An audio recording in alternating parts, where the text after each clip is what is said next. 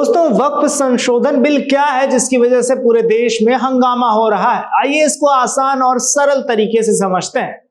एक ऐसा बिल जिसने देश भर में हंगामा मचा रखा है, नाम है वक्फ संशोधन बिल 2024। ये बिल क्या है, क्यों इसे लेकर सड़कों पर प्रदर्शन हो रहे हैं, क्यों विपक्ष इसे संविधान के खिलाफ बता रहा है और सरकार इसे जरूरी सुधार कह रही है, आइए समझते हैं। सबसे पहले समझते हैं कि वक्फ क्या है। वक्फ एक इस्लामी परंपरा है जिसमें कोई व्यक्ति अपनी चल या अचल संपत्ति को धर्म, शिक्षा या चैरिटी के लिए हमेशा के लिए दान कर देता है। ये संपत्ति अल्लाह की हो जाती है, न इसे बेचा जा सकता है न हड़पा जा सकता है। भारत में वक्फ बोर्ड इन संपत्तियों को मैनेज करता है। ये संपत्तियां मस्जिदें, दरगाहें, कब्रिस्तान, मदरसे और अनाथालय चलाने के लिए इस्तेमाल होती हैं। लेकिन सवाल यह है कि इन संपत्तियों का मैनेजमेंट कितना पारदर्शी है। आइए कुछ आंकड़ों पर नजर डालते हैं। भारत में 30 वक्फ बोर्ड हैं जो 8.72 लाख रजिस्टर्ड वक्फ संपत्तियों को मैनेज करते हैं। लेकिन सरकार के ही आंकड़ों के मुताबिक 58,889 संपत्तियों पर अतिक्रमण है। 40,951 मामले जो है वक्फ ट्रिब्यूनल में लंबित हैं।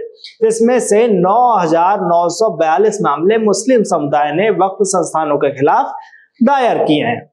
दिल्ली में वक्फ संपत्तियों की कीमत 6,000 करोड़ रुपए से ज्यादा है, लेकिन इनसे होने वाली आय सिर्फ 163 करोड़ रुपए यानी 2.7% का इसमें रिटर्न हो रहा है। अब सवाल यह है कि इतनी जो है कम आय क्यों है? क्या वक्फ बोर्ड में मिसमैनेजमेंट है या फिर इसके पीछे कुछ और कहानी है? वक्फ को लेकर भारत में कानून का इतिहास लंबा है। 1913 में पहला वक्फ एक्ट जो है आया जिसने वक्फ डीड्स को वैधता दी। 1923 में रजिस्ट्रेशन अनिवार्य किया गया। 1954 में सेंट्रल वक्फ काउंसिलिंग और स्टेट वक्फ बोर्ड बने। 1995 का वक्फ एक्ट सबसे व्यापक था जिसमें ट्रिब्यूनल बनाए गए और बोर्ड में चुने गए सदस्यों को शामिल किया गया।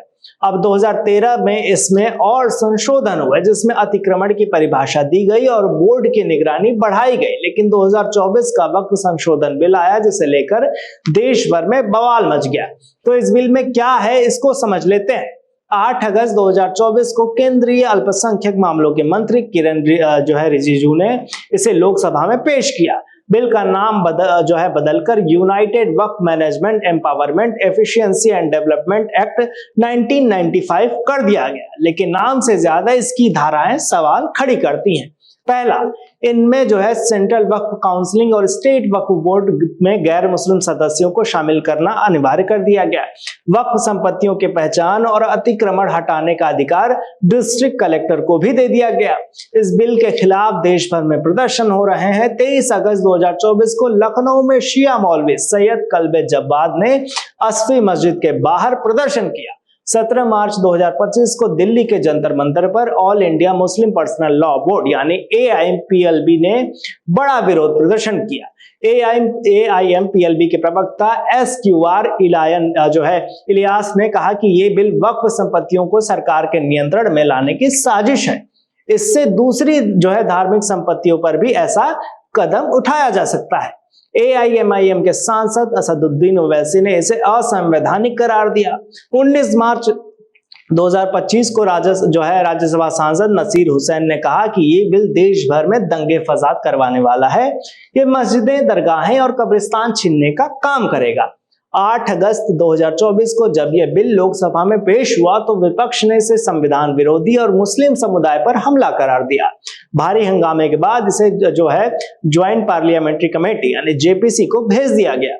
JPC में 31 सदस्य हैं, किस लोकसभा और 10 राज्यसभा से। इसके चेयरमैन बीजेपी सांसद जगदम्बिका पाल हैं। 13 फरवरी 2025 को JPC ने अपनी रिपोर्ट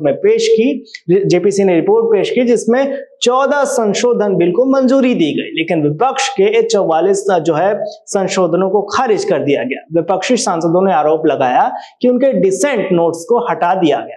कांग्रेस सांसद गौरव गोगोई ने कहा कि 4.2 लाख वक्फ संपत्तियां वक्फ बाय यूजर की श्रेणी में आती हैं। इस प्रावधान को हटाने से इन संपत्तियों का अस्तित्व खतरे में पड़ जाएगा। पर सवाल यह है कि जब सरकार के पास पहले से ही वक्फ ट्रिब्यूनल है तो कलेक्टर को यह अधिकार क्यों दिए जा रहे हैं? संविधान का आर्टिकल 26 जो है हर धार्मिक समुदाय को अपने धार्मिक मामलों को मैनेज करने का अधिकार देता है। हिंदू मंदिरों के बोर्ड में हिंदू सदस्य होते हैं, गुरुद्वारा प्रबंधक कमेटी में सिख होते हैं, तो वक्फ बोर्ड में गैर मुस्लिम सदस्य क्यों? विपक्ष का कहना है कि यह बिल आर्टिकल 26 का उल्लंघन करता है। दूसरी बात, अगर सरकार पारदर्शिता चाहती है तो पहले से मौजूद वक्फ ट्रिब्यूनल को मजबूत क्यों नहीं किया गया?